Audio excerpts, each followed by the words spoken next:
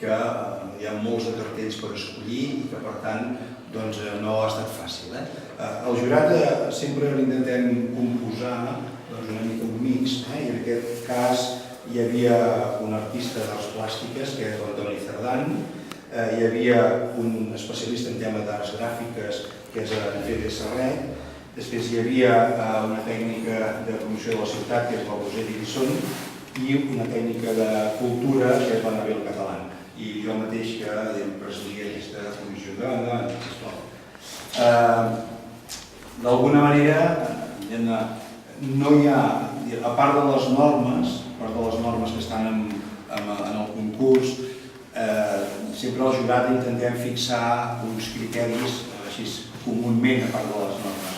Criteris intentant pensar que el cartell ha d'estar penjat, que es pugui llegir bé, perquè una cosa és veure'l aquí de prop, altra cosa és estar penjat amb una banderola, i per tant ens l'hem d'intentar imaginar també en aquesta circumstància, ho intentem. I enguany, com us he dit, n'hi havia molts, o n'hi havia bastants més d'un, els que podien estar penjats amb una banderola. El més ràpidament possible, I per tant ens ha agradat molt també que sigui contundent, que les lletres estan ben enquadrades i que es pot llegir amb molta facilitat. Perquè de vegades quan hi ha lletres més petites, penjant, pensant que estaran a 5 metres d'alçada, al passar amb el cotxe costa, la gent caminant no, però costa. Per tant, a nosaltres ens va agradar el colorit, evidentment, el reflex amb l'aigua, perquè ens agradava l'aigua, el segon també ens agradava molt pel tema de l'aigua, i que es pogués visualitzar més amb unes lletres modernes, atractives, i vaja, escolta, enhorabona. Vaig pensar que es llegiria des d'una banderola. Això se'm va passar completament. Doncs mira, m'has encertat. Ara ho tindré en compte.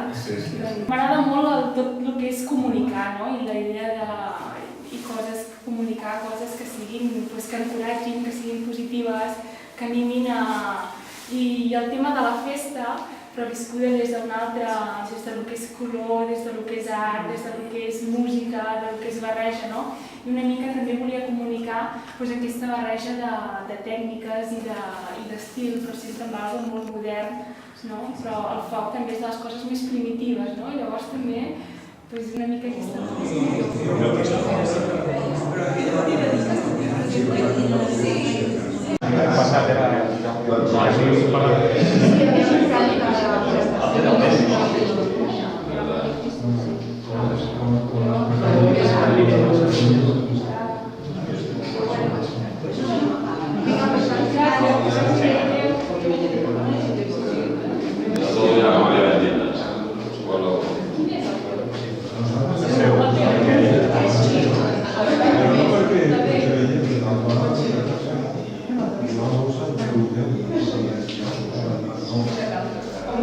Thank you.